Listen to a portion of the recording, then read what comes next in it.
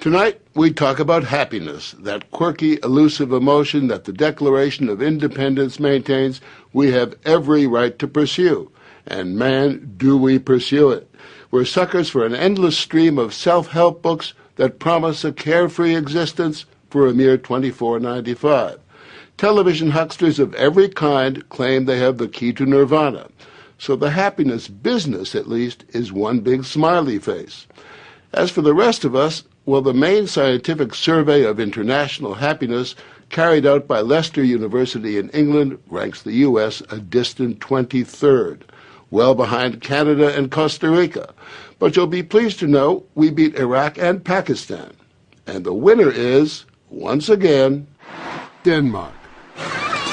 Over the past 30 years, in survey after survey, this nation of 5.5 million people, the land that produced Hans Christian Andersen, the people who consume herring by the ton, consistently beat the rest of the world in the happiness stakes. It's hard to figure. The weather's only so-so. They're heavy drinkers and smokers. Their neighbors, the Norwegians, are richer, and their other neighbors, the Swedes, are healthier.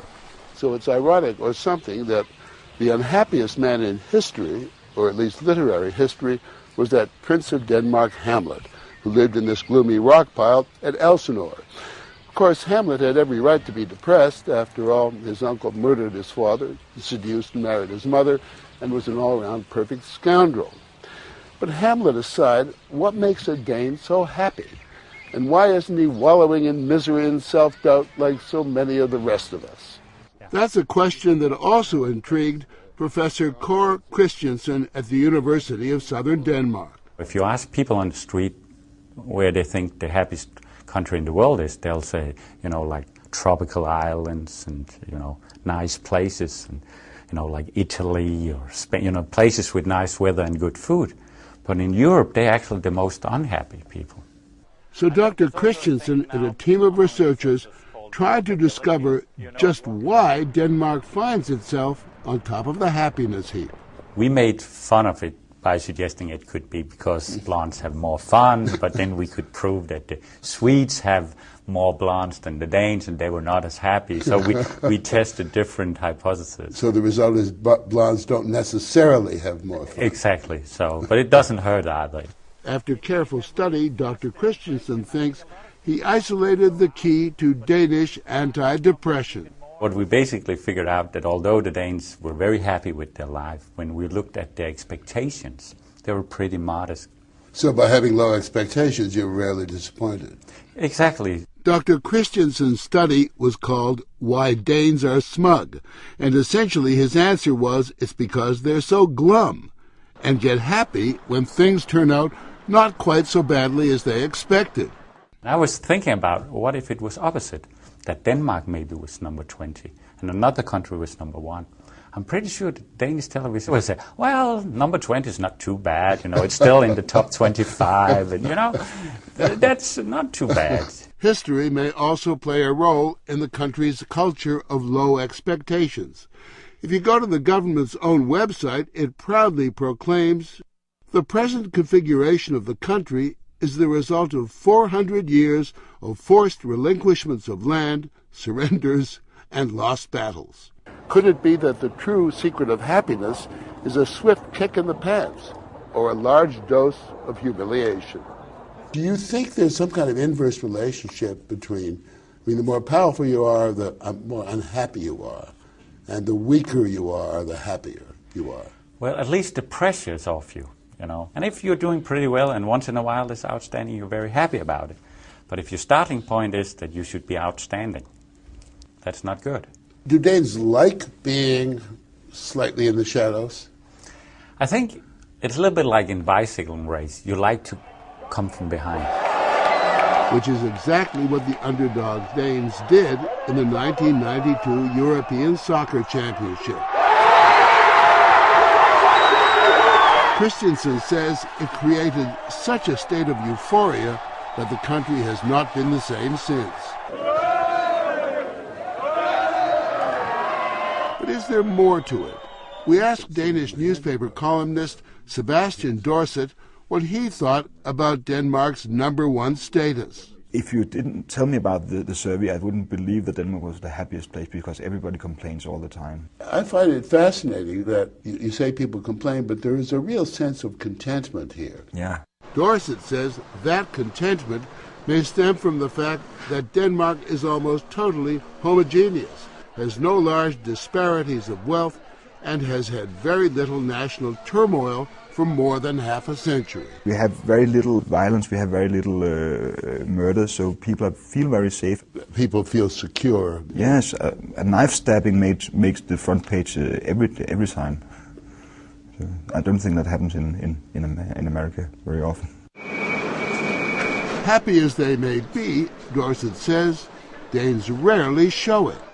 People are not looking very happy in the street. They don't talk very much. So people don't just strike up casual conversations on the train?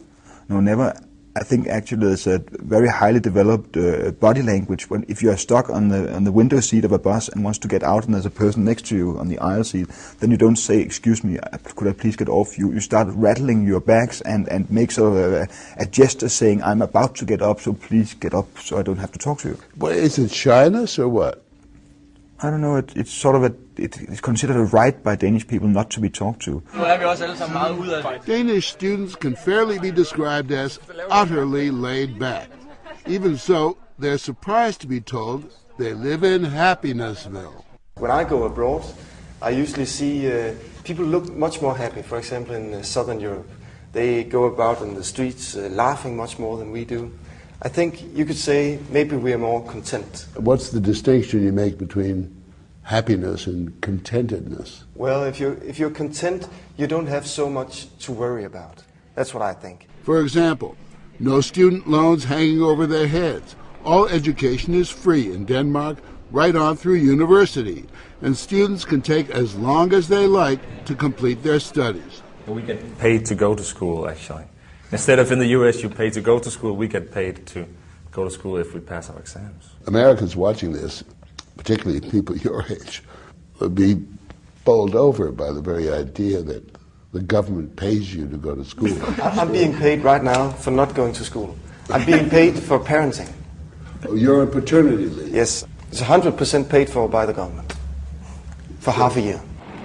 Denmark also provides free health care, subsidized child care, and elder care. A social safety net spread the length and breadth of the country. I mean, we're pretty much free to do whatever we want. We secure it from the day we're born, for a Dane who lives in Denmark. Fish and beeraholics they may be, but workaholics they are not. In Denmark, the average work week is what? 37? 37 hours. And how much vacation? 6 weeks. There are billionaires in the United States who don't get 6 weeks vacations. Maybe they should. But in getting all those wonderful gifts from the government, the Danes do pay a price. How much would a sort of middle-income person pay in taxes? About 50. Half. And that is one trade-off most Americans are not willing to make. Americans, according to Harvard psychology lecturer Tal Ben-Shahar, want it all. In America, part of the ethos, part of the American dream is that more is better. And the more is better usually applies to the material realm. And that doesn't pan out, that doesn't work. It doesn't make us happier. Ben-Shahar teaches a course at Harvard called Positive Psychology, the Science of Happiness. He began the class 4 years ago, and it became the most popular course on campus, enrolling 1,400 students. In the U.S., the quest for happiness begins in what's alleged to be the happiest years of our lives. There's a lot of unhappiness on college campuses, and it's not just at Harvard. Over 94% of college students nationwide are stressed and overwhelmed, and students are paying a very high price for this pressure. That pressure is a result of high expectations. Wanting it all is a bacterium that stays with us from youth to old age. Wanting a bigger house, fancier car, more stuff. And when we get more, there's always someone with even more stuff who's just as unhappy. Some suggest that the unhappiest zip codes in the country are the wealthiest, like the Upper East Side of New York.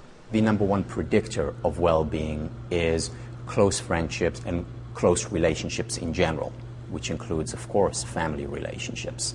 Much better predictor of well-being than affluence is. Ben Shahar says Americans could learn a lot about happiness from the Danes. It is about having realistic expectations. It's about not trying to fit in more than we can handle. We can't handle it all. We can't have it all, but we can have a lot.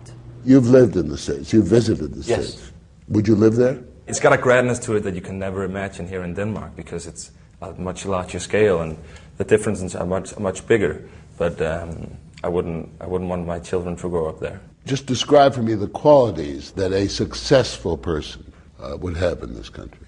Well, in order to see myself as a success, I want to be happy and have a lot of time with my family. I think that's very important to me. And the money is not that important. It is more about the softer values, such as not being stressed and feeling passionate about what I'm doing. And maybe this job is not going to pay me a lot of money, but I'm going to love getting up and doing it every day. Do you think that you can equate money with happiness? No. If you have a sufficient amount of money, then I don't think it will make you a lot happier to get really rich. And we are already at a good level here in Denmark, so I don't think we'll be happier if we increase our wealth. But these unmelancholy Danes, as laid back as they are, do not lack ambition. I think that we have very high hopes, just like any other people do. We just don't get so disappointed when we don't see them through. What would you advise Americans to do? I have an advice. Don't depend too much on the American dream. Yeah, I think you might get disappointed.